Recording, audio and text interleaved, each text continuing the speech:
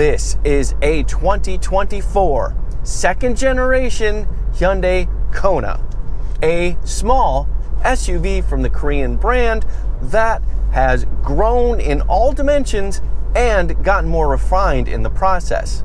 This is also a very popular segment in the United States these days, compact SUVs. And this is properly compact, under 175 inches long. And yet, it's not the smallest SUV that Hyundai makes. They also have the Venue, which is their newest, latest entry-level SUV.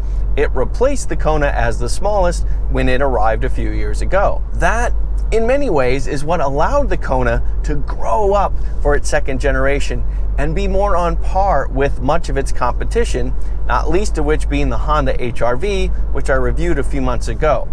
And that's why I really wanted to review this Kona, because now that it's grown up and now that it's going more directly at that other competition, how does it stack up? It's a very important class after all. And Hyundai's products have been very competitive in other segments, so I want to see if the Kona is the same. But as you might have noticed, I am not on my usual driving roads. I am not in my usual state. I'm actually in South Carolina as a guest of Hyundai to drive this new car and see what it's like. And I've got the name tag to prove it. But real quick, let's go over pricing. There is a pretty broad swath of prices for the Kona for the second generation, all the way from SE to limited models. I'll go ahead and put the prices up on the screen so you can check that out. The particular car that I'm in right now is the second from the highest, the Hyundai N-Line, and if everything works out, I am actually going to spend a few minutes in the top class limited as well to see how that one feels, how it compares. But as you can see, these things are pretty competitive pricing wise as well. They're not some bargain basement option compared to the competition. With all that said, now is a good time to pull over and show you around and inside this car in a bit more detail. It's grown inside too. The second generation Hyundai Kona has definitely grown over the first generation. It's over 6 inches longer, and it's got a lot of new styling as well. It's definitely worth taking a closer look. Looking at the car from the front, Hyundai made the point to tell us that it was built around being an EV SUV first, and indeed the Hyundai electric version is coming soon, but you see that in elements, especially in the front end. First of all, there's not much of a grille here at all, just this, piece of bodywork kind of rounded around here. We've got active grille shutters down here, and we get all the way down here until we start seeing open grille right here. You also have this really interesting horizontal light piece that runs across the entire width of the car. The actual beams, headlights are below that, tucked in right here, and that's on both sides. It's got this really interesting different colors here, but then you also have this like more polished metal looking piece right here, and then a more chrome-like piece down here. It's a really interesting choice of different shapes and colors to make up the front end. And yeah, I think it looks better than before. And there it is, your turbocharged 1.6 liter 4-cylinder engine, transversely mounted under the hood. The front axle center line is right around here. So indeed, most of the engine is forward of the center line, but considering that it's a compact SUV, it is reasonably tucked back there. You do have a bit of a gap between the front of the engine and the back of the radiator, and as you can see, it is really tucked way back against the firewall there. Transaxle is right next to it there, and then the battery's tucked in right there as well. All things considered, I think it's reasonably well done. Oh, and windshield washer fluid goes right there. Looking at the car in profile, you can see that it has definitely grown over the first Kona. Hyundai did a pretty good job to stretch the wheelbase out. We've got short rear overhangs, fairly short front overhang as well. There are a lot of character lines built into this car, so it's a pretty busy looking side. I mean, you've got these plastic molded fender flares right here in the front and in the back right here, and some plastic molding that goes alongside it as well. You've also got this interesting sharp cut character line that starts down low in the front, comes up to the back right here, and you've got this character line here that comes across below the side view mirror and through both the handles right there. And then you've got another character line down, starting at the same place here, and then just running down low. So just a lot of different angles and cuts baked into the metal. Then we do have these two-tone side view mirror covers, body color up top, black plastic down below. We do have black for the window trim, and then a pretty gloss black for the roof rails and for the shark fin antenna right there. Overall, I think it's a pretty decent design, if a little bit on the busy side. And by the way, I will go ahead and put the dimensions up on the screen so you can check those out, and let you know that I have a lot more information in the description. The smallest wheel you can get on the 2024 Hyundai Kona is a 17-inch wheel, but this is the largest, a 19-inch wheel. And if you go with the 19-inch wheel, the tire that comes on it is what's called an acoustic tire. So that means it's got like a little strip around the inner circumference of it to help keep road noise a little bit quieter than it would be otherwise.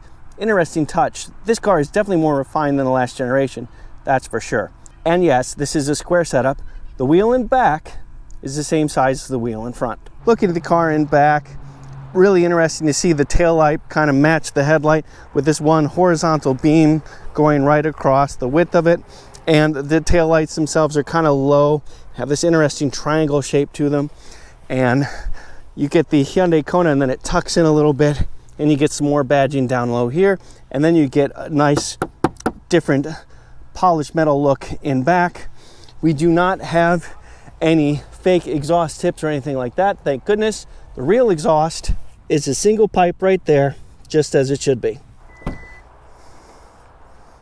You get 26 cubic feet of storage behind the second row, and you do get a pretty darn low loading floor as well. You also have a bit of extra storage with the spare tire, a couple little compartments here, as well as some tie downs as well.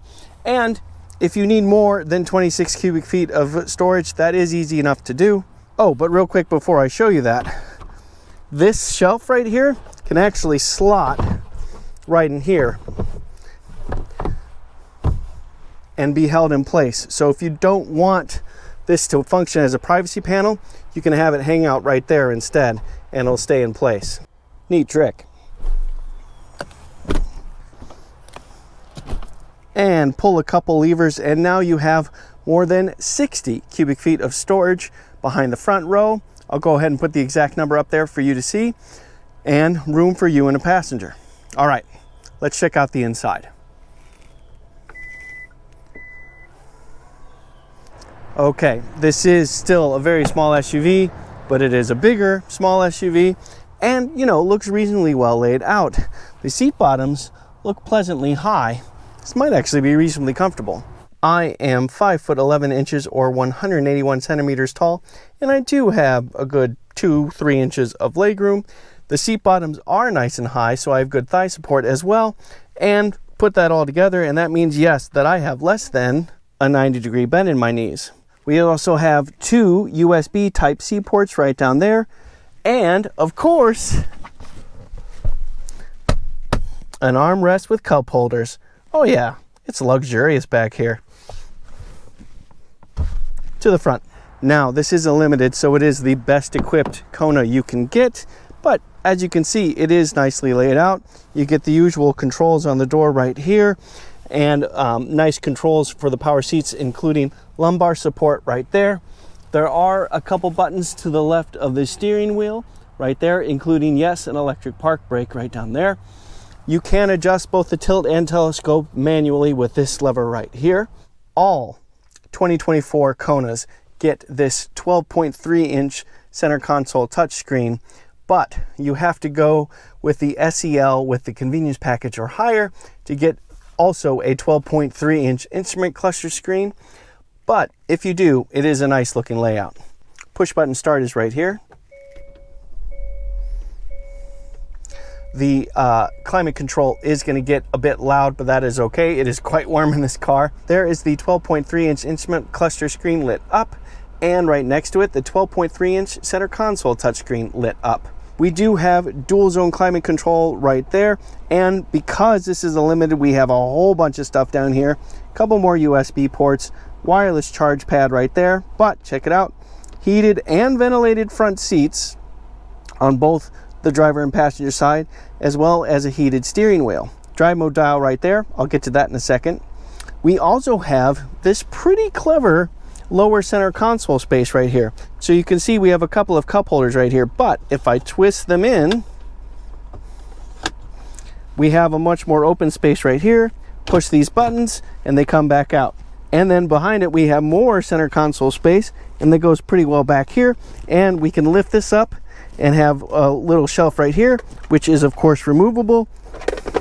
And we can even remove this piece of plastic here as well.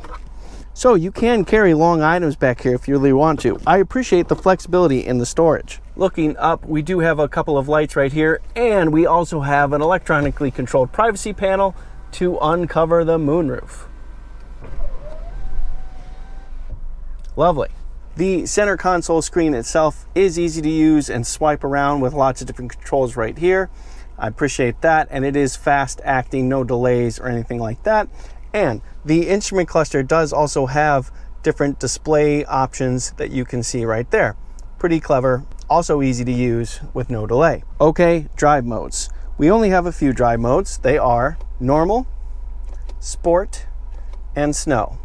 And these are powertrain adjustments. There's no adjustable suspension or anything like that, but it does play with the steering weight, and it's nice to have if you do want to have a little bit more aggressive transmission or something like that. Oh, and the steering itself is a nice thick rim, and it does have lots of controls on it on either side, here and here, and you do have shift paddles, upshift on the right, downshift on the left for your 8-speed automatic transmission. So yeah, this is a cleverly laid out, fairly nicely styled interior inside this compact SUV. I think it's nicely done, but I also think it's time to learn more about how it drives, so let's get back to the drive. All right, let's dig into the powertrain. There are 3 powertrain options for the Kona, and the top powertrain that Hyundai wants you to know about is the electric powertrain. The Kona Electric is returning, but it is not here quite yet. Either way, there will be 2 battery pack options and 2 power output options connected to it. I'll go ahead and put those 2 options up on the screen right now so you can see those. It will be interesting to see how that car stacks up, especially once we get to see the price and things like that, because there's been a whole load of electric vehicles coming online, and the competition is getting very stiff very fast. But there are also 2 internal combustion engines to choose from. If you get the SE or SEL trim, you get an Atkinson cycle 2-liter engine, 4 cylinders of course, and you get a decent 147 horsepower and 132 pound-feet of torque. That pairs with the continuously variable transmission and goes onto the front wheels, but you can choose all-wheel drive, which Hyundai calls H-Track, in every trim car for an extra $1,500. If you go with the N-Line or the limited models, you instead get a turbocharged 1.6-liter engine, which is what's in this car right here, and that pairs with an 8-speed automatic transmission. You also get 190 horsepower and 195 pound-feet of torque. Now, this turbocharged 1.6 liter actually makes a tiny touch less horsepower than it used to. It used to make 195, now it's 190. The main reason for that, Hyundai says, is that it now follows a new, stricter emission standards. So to do that, they had to drop peak horsepower just a little bit.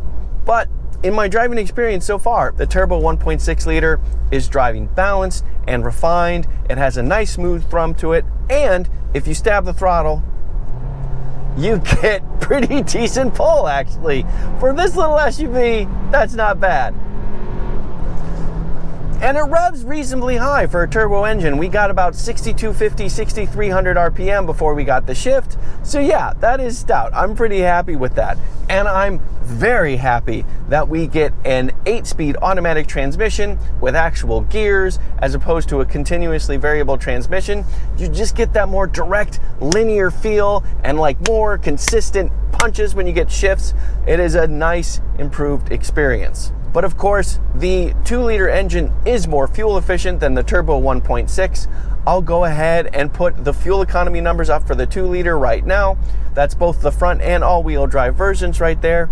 And now I'll go ahead and put the turbo 1.6-liter figures up there. You can see it is definitely lower, but it's still respectable. Considering the size and class of vehicle, I'd say it's totally fair. But while fuel economy is important, it is not nearly as much fun as accelerating. And when you've got a turbocharged 1.6-liter to play with, along with real gears, yeah, definitely worth having an acceleration test. And I'm actually in a pretty good spot to do one right now. Okay, I've now got it in the sport driving mode, coming to a complete stop.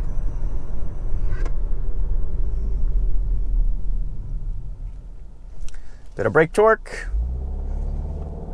2200 RPM off the brake. Oh, good snap back. There we go, decent pull. And it's not bad. Not bad. Healthy. That is healthy. For a compact SUV like this, that's perfectly healthy.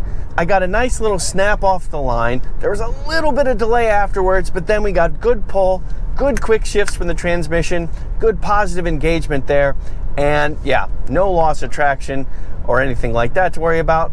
Solid acceleration. Yeah, for this class car, that's really pretty stout. But of course, what's going to be much more important for an SUV like this is its ride, how comfortable it is, how it feels for everyday tasks of adult life. And here, you can definitely, right away, feel the improvement over the first generation Kona. This is definitely a much more grown up version of that small SUV. Again, I think it's worth thanking the Venue for that. Having something that's smaller and more entry level than the Kona allowed Hyundai to go upscale with this car and add a bunch of refinement. The seats are well positioned in this car. I have good visibility, good thigh support, and good comfort, and also plenty of adjustability. I think Hyundai did a good job tuning the suspension. It's a good compromise between comfortable ride and good body control. It's actually a tiny touch on the stiff side compared to what I expected. It's perfectly compliant for everyday use as far as I'm concerned. Again, considering the size and price class of this car, you get a good amount of cargo as well. As I've been driving, I've been fussing with the center console storage a little bit, and even when you're moving, it's easy to flip out or flip back the cup holders to give you, some options with your space down here on the road. And I find that nice and convenient. And all these things I'm saying about this car are true on roads like this or on the interstate. I did get a quick chance to test it there. Let me show you that.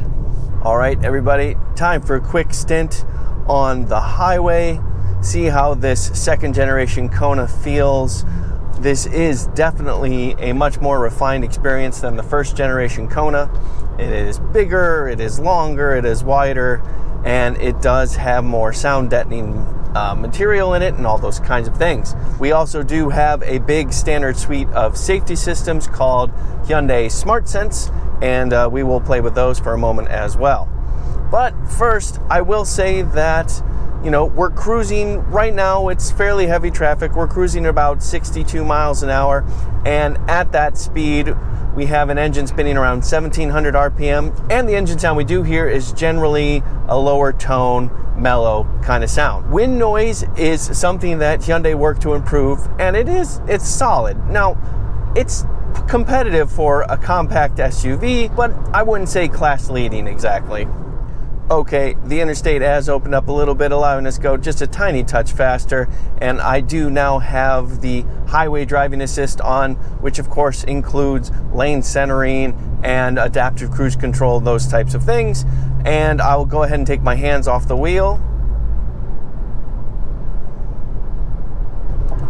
And yes, the car is doing a pretty good job to keep us centered in the lane. And it's pretty solid. We've got a subtle curve coming up, and it is following the curve pretty darn nicely. I put my hands back on the wheel briefly so that it wouldn't ask me to do it right in the middle of the curve. But yeah, we're going through this curve. It's a pretty long sweeping left-handed curve, and we're staying fairly well centered in the lane. That is a good job by the car. I do like these dual 12.3-inch screens, one for the instrument cluster, one for the center console touchscreen, dual zone climate control, all those buttons are easy to use and everything else, cup holders, convenient, all that kind of stuff. And fundamentally, the seats are comfortable and have plenty of adjustments. You know, we do have lumbar among them, so I think this would be a perfectly comfortable highway cruiser.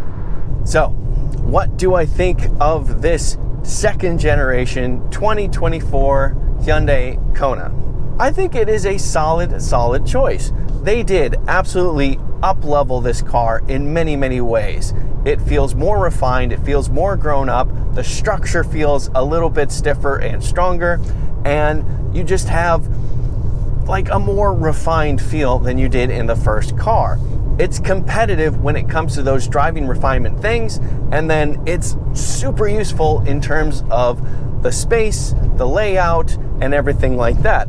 I like the level of content that Hyundai put in, and I think this is a nice powertrain to offer in the car as well. Though I do find it a little bit surprising that all-wheel drive isn't standard on the higher trims, this N-Line and limited models. I'd assume that enough people would want that to just go ahead and do it. But hey, for those that want that option, they have it, and that's cool. I don't think this is as refined or as grown up as the Honda HR-V, the one I mentioned at the top, but it is awfully close. The other thing is, the price is a little bit on the surprising side. This thing is more expensive than I would have initially guessed.